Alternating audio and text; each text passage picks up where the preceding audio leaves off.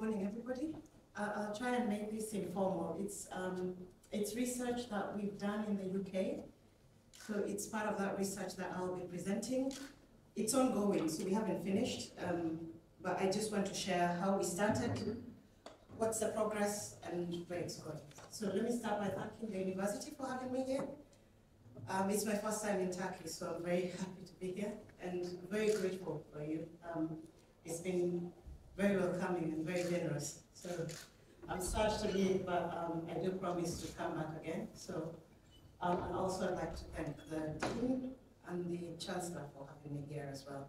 And my apologies, because I cannot speak any Turkish, so I'll have to do this in English.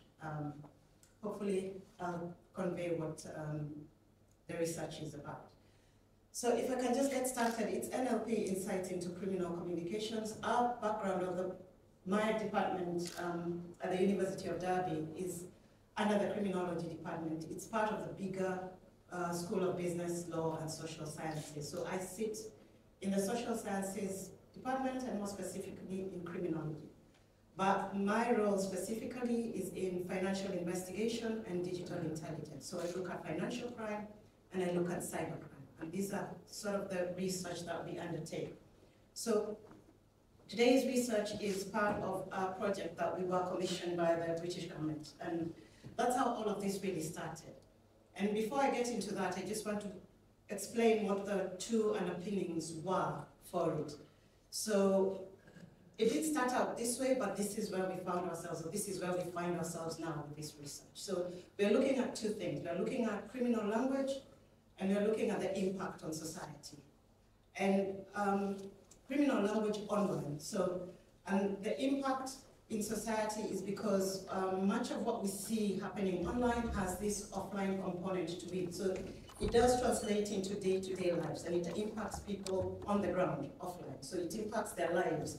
It changes how they relate with the internet. It changes how they interact in these digital spaces. And that's really the underpinning for it. For criminal language, the way we are looking at it is we look at interaction online, especially among criminal actors or threat actors in this case. And what we realized is that it's not random. Language, the way they use it, the way communications are done, is structured. There's a purpose to it. They use it strategically to get a certain aim. So once we realize that it's repeatable. So they're not reinventing the script. It's something that they use repeatedly, and to a certain extent, to get a specific outcome. So when you structure language that way, it means you can then analyze it. You can look at it because it's repeated, you can analyze it, and you can take out the intent. And that's important from a criminological point of view, because that intent allows you to then map what they're going to do next. You can see where they're going, you can see what they're trying to do. And when you come to law enforcement, which is the end result of this, you're able to guide law enforcement in terms of what mitigative steps they can take. So that's the impact, in minimizing crime or reducing crime in some of these online spaces. Right, so if I can just go a bit more into the language, there is a lot of literature, and there's a lot of research in language that has been done. So our research is based on that, or it takes from that understanding of language, especially within the criminal enterprise. And we see that certain words, the way they're used, the way they're phrased, is aimed at something. So for example, if it's fraud, you have this urgency, they want to get you very quickly to get to come into and fall for a scam so that you can give them whatever they want, be it money, be it your data, so there's that urgency. When you move from fraud and go to things like trafficking, there's coercion, there's grooming. So language is a key component of it. And there's a lot of research that sort of underlies this and justifies it. Further from that, that's a persuasive framing. So once that language is used and the person or the victim is hooked, then you have these bonding cues or threats. So now it continues. So this is where the exploitation comes in. You keep that victim hooked to you. And because, like I said, it's repetitive and there's a pattern to it, it allows us to then use NLP, which is natural language processing, to analyze it and come into excuse me, to analyze it and project it, see what they're doing, what the intent is, and then for future, you can be able to understand what they're doing. So when you frame language like this, what it means is that language plays a dual role for us, or at least in this project. What we are doing, we are looking at language as a weapon, and we're looking at language as a source of very rich data. Because once you look at criminal communications online, you can tell what they're doing. So the data is there, but it's not just the data, we are looking at how it's used. So it's that dual role of language that underpins the research that we have been doing. Right, so how it all started, if you can allow me, I'll go back to this. It started with a project that we were called on by the British government, and we had a small duration of time. It was one of those projects where they came in, they were looking at some criminality offline, and they sought to understand, because they knew there was a connection between what they were seeing on the ground and the digital spaces that are in existence today. It's just that connection was not very clear. And in this case, this was organized immigration crime. So they sought to understand what parts of it are facilitated or coordinated in the online space. What would these spaces look like? Are they utilitarian? Do they serve a purpose? Or is just all messy and without any sort of structure to them? So we looked into it, and because of the time constraints we had, we couldn't look at it in the broad sense that they wanted us to look at it. So what we did, we sort of triaged it. We looked at what would be most impactful and could be achieved in that short time frame. And what we arrived at were two things. We looked at the what and the how. If you remember, from a policing perspective, we look at 5 things. You look at how, when, where, what, and so we only picked 2 of them. So we looked at what. In this case, the what was the behaviors that we were seeing online, and the how was if any tools were being used, how were they used, and what was the end result. And from that, what resulted from that is that we came up with 3 objectives. So what was very clear is that 3 things were important. And that's what we sort of focused on, and that is what became our objectives. So the first one was that there were clear digital infrastructures online that presented this criminal ecosystem. So it wasn't just that one tool was being used. It was being used such that it was like a corporate entity. And it was an entire ecosystem. So if you think of it like a company with its supply chain, that's how the same tools you use in corporate is the same way criminal networks nowadays are operationalizing their events. So they mirror corporate logistical structures. So from recruitment all the way to how they make their money, which is the criminal benefit. The second thing was the online coordination. The tools they were using, they were able to coordinate their activities. For immigration, it was across continents. So you look at Europe as a whole, it would start in Asia, end up in France or the UK. So there was this coordination of events happening. And it was being facilitated by a myriad of tools, both in the surface web and in the dark web, which is what we analyzed. So we looked at dark web forums. We also looked at some of the cloud infrastructure that they were using and how this was being used to organize illicit tasks. A lot of it was geared towards recruitment, and the language as well was geared towards not coercion, but convincing you that this is legit, right? We are going to take you, or we're going to deliver you something. So it was that convincing language that was being used. The third one just comes because every time you encounter any criminal activity, the end result, there's a benefit to it. So because now we've expanded this, we're not just looking at movement of individuals, we're also looking at fraud. A lot of it is financial, but it doesn't mean that it's only financial. We've seen cases where the criminal benefit would be obtaining data. For example, if they get your biodata, then they can use that to further criminal activity. But a lot of it was financial. So we also looked at crypto markets, how those were being used, how AI was being integrated in some of these crypto markets, for example, to launder the funds. Because if you get the money, or if you get the funds, you want to obfuscate where that has come from so that it's not traced to you. And using AI to sort of untangle and mixers in the crypto market allows you to do that. So you hide your criminal proceeds. So these 3 became our objectives. And this is what we presented to the government. And that if you look at these 3 areas, they give you a very good picture of what's happening online and you can pretty much see what the repercussions of it are offline.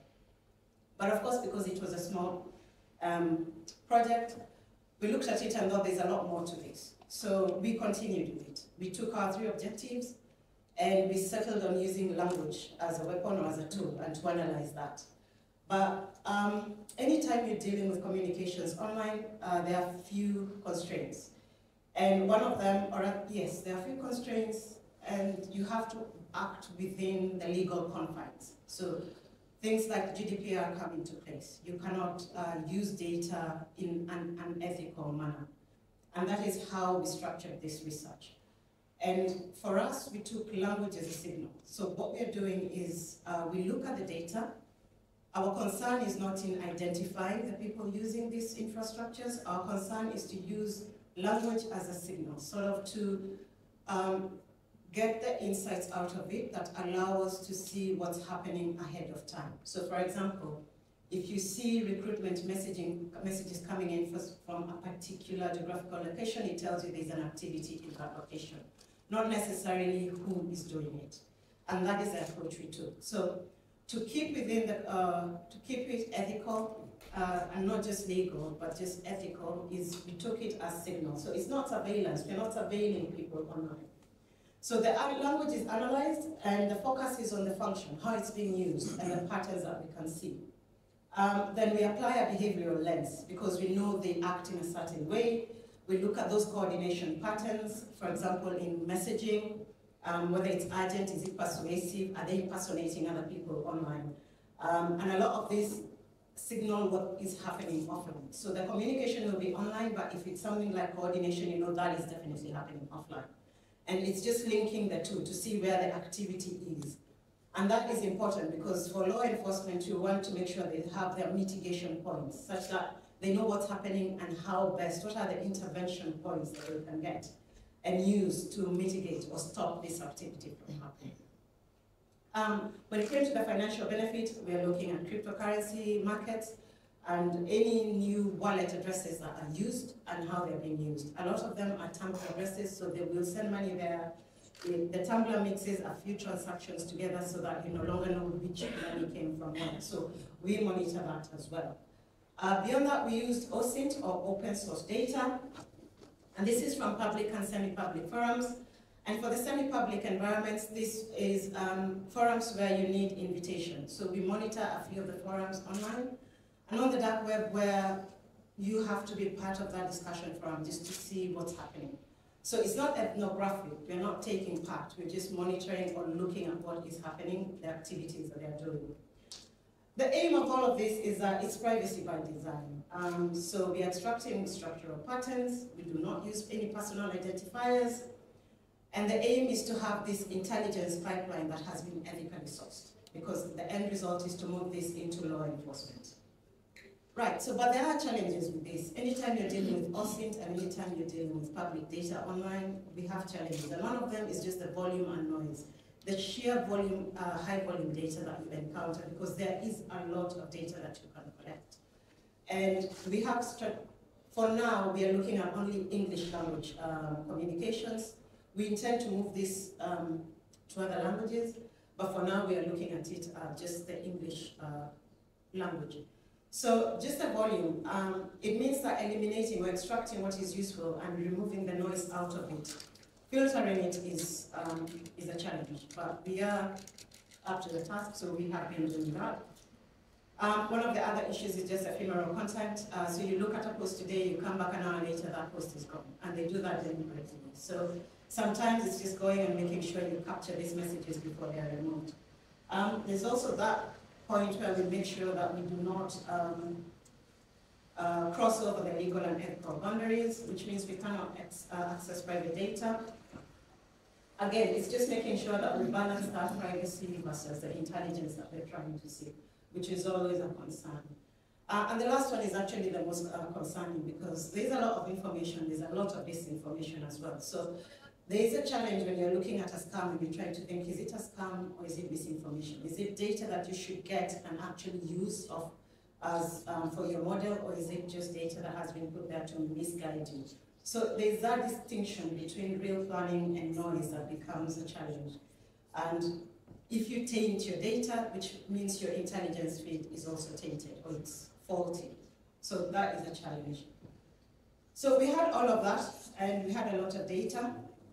What was lacking was a structure. We needed a structure to apply to the data so that it makes sense, so that we get this, we package it as intelligence that can be used by law enforcement. Because part of the department where I'm in, the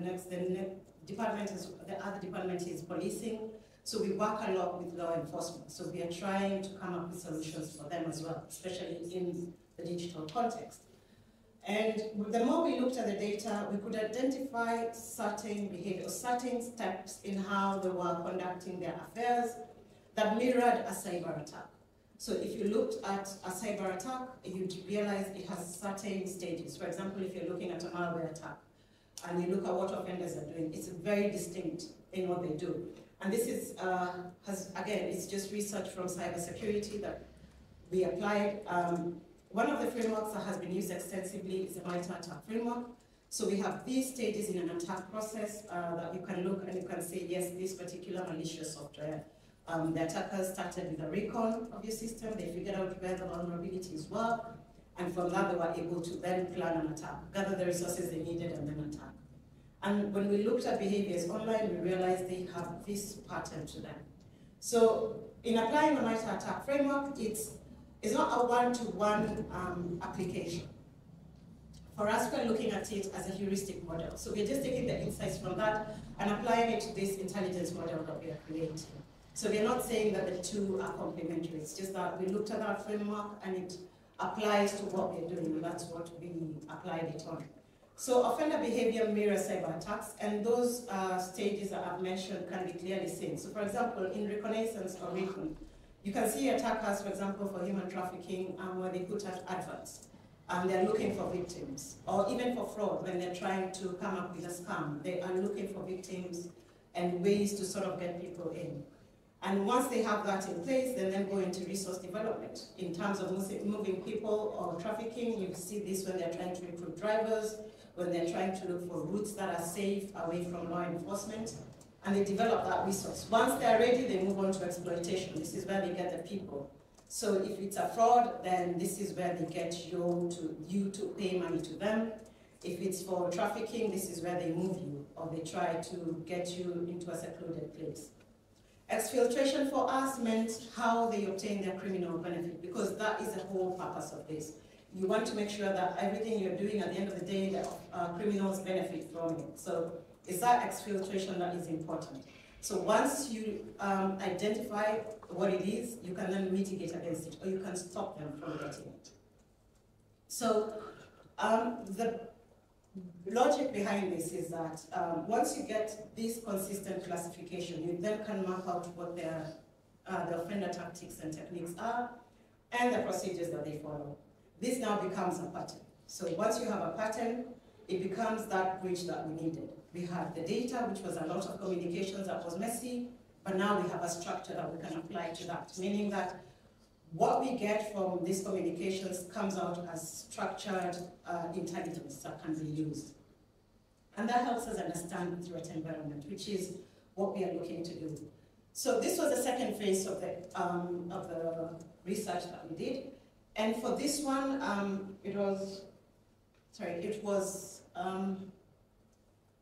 we presented this for Interpol. We had a conference, and this is a paper that we worked on, so we presented that for Interpol, and because they have, their concern is on trafficking. For them, modern slavery and trafficking are still very serious issues for them, so they were looking for a way that they can mitigate against that, and also try and understand what's happening online versus what they're seeing offline. So that marked the second part of that project. For us, this is where now we are at. We are rethinking what offenders are. We've now taken CTI, or Cyber Threat Intelligence approach, and we are trying to map that out. So again, sticking to our three objectives. We are looking at the digital infrastructures, we are looking at that coordination activity, and we are looking at how they exfiltrate that criminal benefit. So for digital infrastructures, we have identified platforms and services and communication channels that they use. which helps us to map out the scaffolding effect, how they move through these digital spaces. And we realize that for each of these objectives, it's a whole ecosystem. So when you look at digital infrastructures, it's not standalone, it's a whole ecosystem.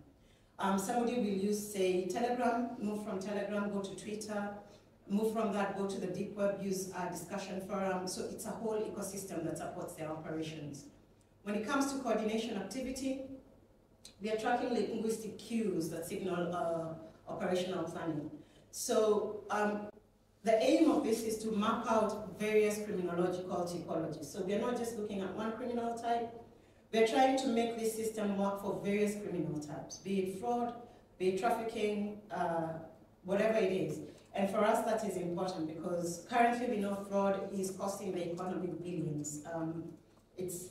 It's a really expensive affair, and we know that the impact to victims is also hefty. So it's mapping out those criminal structures that are being used for various criminal types.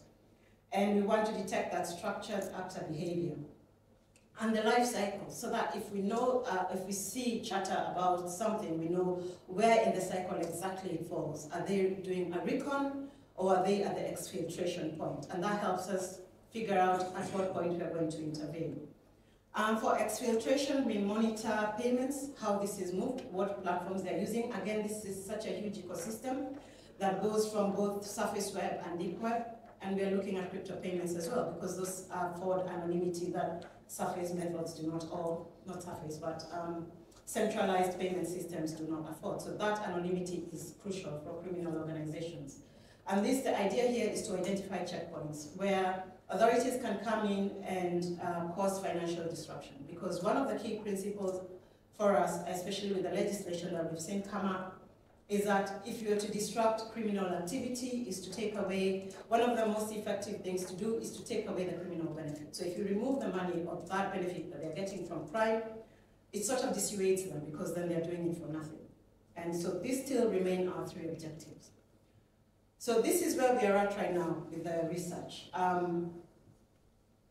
We've looked at the information, and the idea is to get that criminal intent. So this flow chart sort of shows you what we are intending to do with it. So we want to systematically classify language that's tied with different phases and the offender life cycle. We want to detect those patterns that are used to plan, coordinate, and extract the criminal benefit. But it's that last part that is important to us. We want to be able to automate this system into an intelligence feed that can be used by various people, both in law enforcement and in private sector. So we've had that structured data text come in, and our NLP engine is supposed to do those three things. So we break down those communications, and at the end of the day, we want to have an output where we get the data structured in terms of whether it's a tactical message, which reflects deployment, or it references transaction, and then be able to group this further into the stages that I've spoken about. Is it an execution phase, or is it exfiltration? And this is where the research is currently. So I can say the first part of that has been done. The other two phases are still continuing. So as you can see, this is something we will be working on for a bit longer. So the NLP method, I just thought I would show what we're doing with it. It's a supervised text classification. So we are developing a supervised model and teaching it how to look at the language and detect and label risk-prone messaging. So because we know it's not just text, we know that the text is weaponized, it's aimed to do something. We are teaching the model to learn that. Then we want the named entity recognition. This is primarily just so we can figure out where this activity is happening. It may be online, but there is an offline aspect to it. So where in the offline world is it happening? So part of this is extracting entities, and a lot of people, or rather a lot of the criminal world uses shell companies, so we know that. So it's about making sure that we understand what infrastructure is supporting that activity. So if we map these two objectives, you can see the first one for the supervised text classification, we're looking at infrastructure and coordination. When we move to NAR, we're looking at coordination and exfiltration. That tells us if there's any criminal benefit, where the money is coming from and where the money is going to. Feature engineering is, I think, one of the best things we're going to do, because this will allow us to encode behavior signals. So For us, we're not just looking at text, we're looking at the syntax and the nuances of the language. So it's not just keywords, it's not just looking at a keyword like cash moving. It's looking at the entire, how that message has been phrased, and using that to tell us what is happening. So it gives us a much richer text. And this now addresses all the objectives. And the idea here is to move law enforcement from a reactive stance, because what we have seen happening is they investigate after something has happened. So somebody reports something happened, and that's when the action begins. But we were trying to move from that to a preemptive stance, which means we can look at the language and be able to tell this is going to happen. And then from that, we can be able to now act proactively to stop it from happening, or at least lessen the impact. Because if you come in after the fact, the damage is already done. You're now dealing with victims who have to be compensated, and not to mention all the psychological trauma that comes with that. So our aim is to move to that proactive stance, be able to help law enforcement and security agencies deal with these issues before they happen. All right. This was the other underpinning of this research, and that is the societal part of it. So we know these are online issues. It's happening in the online world. But when you move away from that and you step into the offline scenario, it becomes clear what happens in the digital space has an impact on society offline. So it's not just language. It's language that has been used, and because criminals know that they can cover a lot of ground online, so when a message is sent, it becomes a force multiplier, which means you're not just sending it to one person, you're sending it to thousands. And even if you just get 10 out of the 1,000, it's a force multiplier. All the all the attacker had to do is send that one message. So that becomes the impact that we're seeing. Psychological harm, this has been documented extensively. We have victims who've been conditioned, they've been groomed, basically, and they've been coerced. In the UK, we've seen this with the aging population. You see people in their 70s who've given away their life savings because somebody called them and convinced them that this is an investment, but it was a scam and they didn't know any better.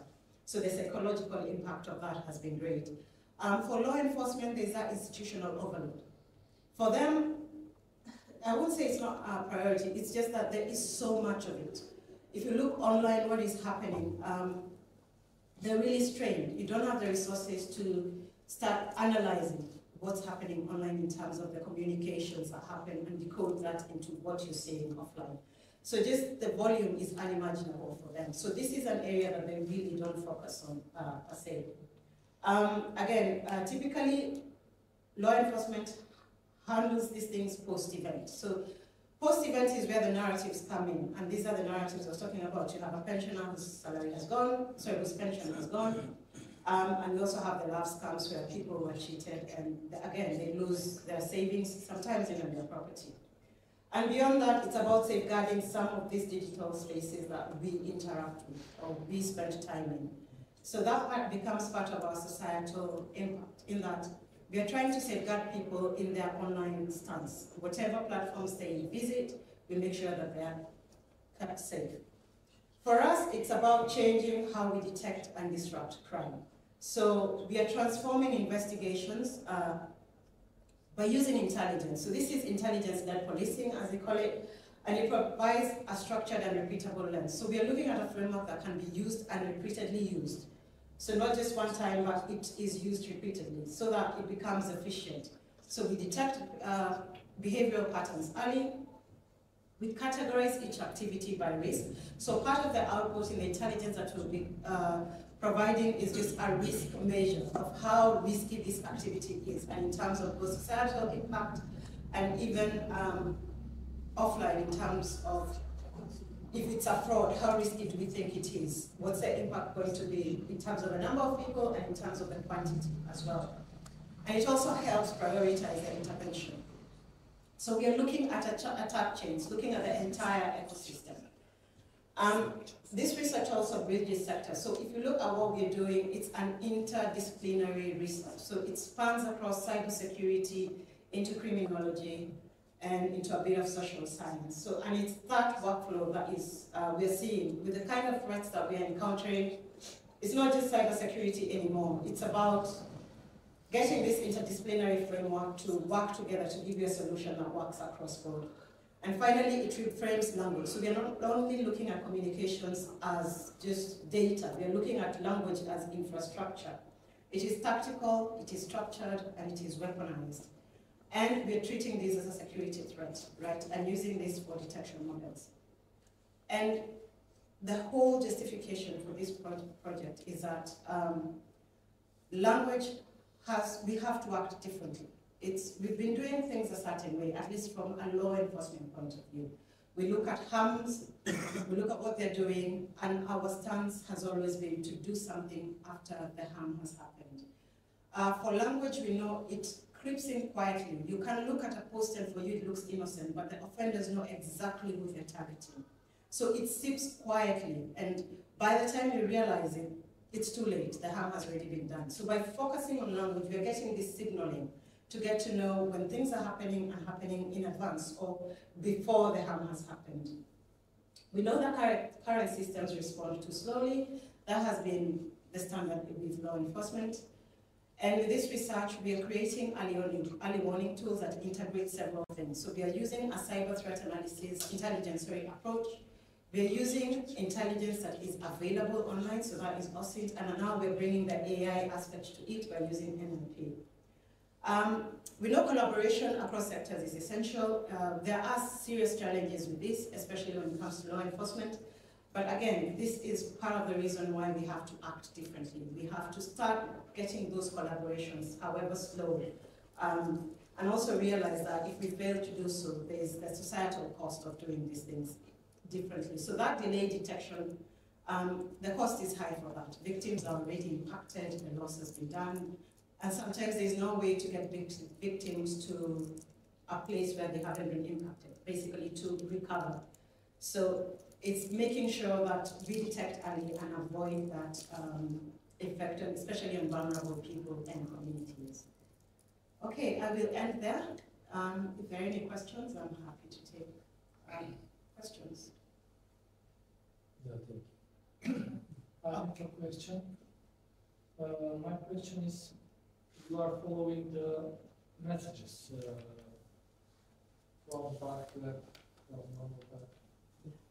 You are trying to get the messages. And also you mentioned that there are many different platforms like they are using wider messages for Telegram, Instagram, or whatever. Is that a way? Because you mentioned that also you are in touch with Interpol and they are at least aware what you are studying. My question is Interpol able to follow all these different messages from different platforms? Can you collect the data? Because if you want to understand if there is any organization or any crime, and there are multiple platforms, here the biggest problem is, are you able to follow all these conversations from different platforms? Yes, we are. And that's part of collecting our data, which is what we're doing now. So how we do that is we've created a pipeline to scrap the internet. So we have several domains where we periodically we check and we collect this data automatically. We're trying to automate that process. So to answer your question, we are not working with Interpol in that way, because that would raise serious concerns for GDPR. And also it would extend their mandate. I don't believe their mandate goes towards surveillance, because that is now surveilling. And for Europe, they have to work under human rights. For the UK, we have legislation that seriously governs surveillance, so we cannot do that. Even the Interpol cannot do that? I don't know about Interpol. I'll speak for our case for the UK. For the UK, they can do that, but you need a magistrate to sign off on it. So it's a really long process, and even when the magistrate signs off on it, there's what you're allowed to analyze. So the understanding is that, because online data is a lot, so you can collect a lot, but you only analyze what is relevant to the case you've told the judge you're talking. So that significantly strains or narrows what you can research. So to remove that burden of privacy, that's why we're focusing on OSINT. We're not following people, we're just looking at online conversations. It doesn't matter who's saying what. For us, it's what is being said. We are trying to detect if there is a crime pattern. and to trigger the process. Yes, that's it. Yeah. Okay. Other than that, I have also my second question is you are mentioning NLP. Yeah. Also, we were using NLP, but are you using LLM models or not? They're not there yet. Maybe in the future. So far. Because we, before a year, we investigated too much to NLP models. Yeah. Then after switching to LLM models, we noticed that actually we managed to increase the accuracy rate, and we said that actually it's going much faster. Therefore, if you are not using, please, you should try it. It's too easy. Yeah. And we noticed that what was taking for us many months to do, now we are able to do it in a day. Yeah, and therefore I think if you are not using LLM, which was also what we are doing in some projects, we are following the similar structures. Yes. And yeah, I strongly propose you should start using LLM models. They are really good and much you can get. And also there are many different platforms that you can use. Therefore I think it can increase your. And also you can do much progress. It's more efficient with LLM than NLP. Yeah. We'll look into that. Yeah. Thank you. Thank you. Elizabeth, thank you so much for your great presentation. I really enjoyed the whole structure, how it was going, and I today also appreciate the proposal you was sharing with us. But as my colleague mentioned, that you also highlight the importance of the GDPR as an example because of the restriction coming from article 22 of the GDPR. We see that in the EU because of the Brexit, right? And we don't have to worry about that. Well, that much, but the extraterritorial application of the GDPR as an example is another concern. But I was just wondering, after listening to you, well, it's important to see the collaborations among the countries because of the nature of the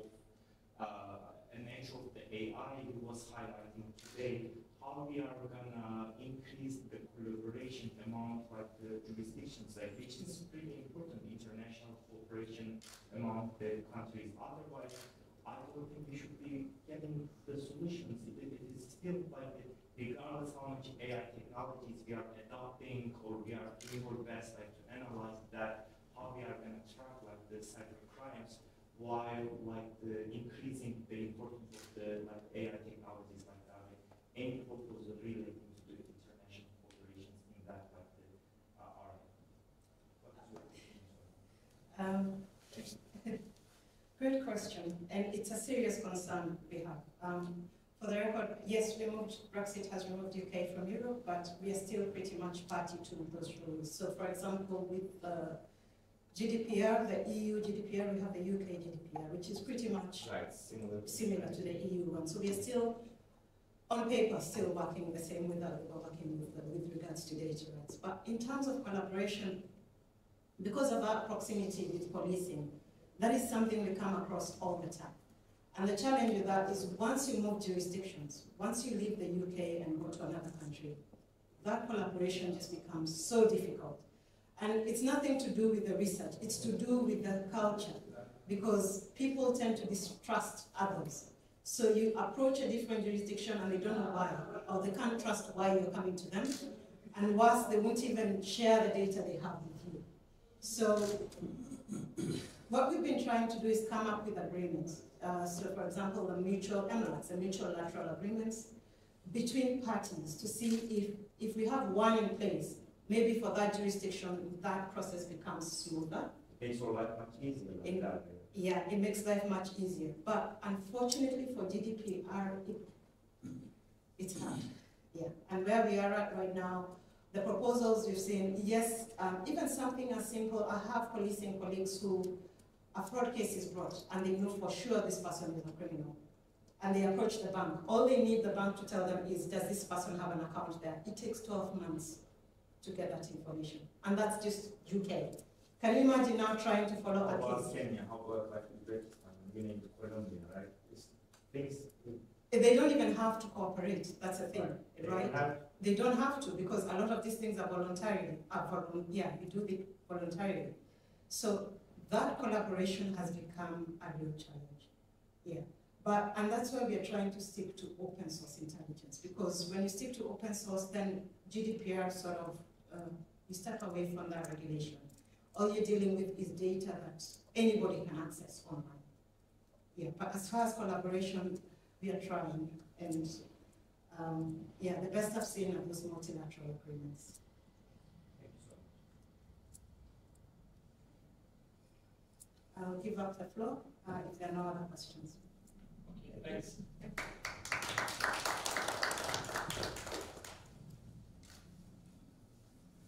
Şimdi ara vermeden isterseniz birkaç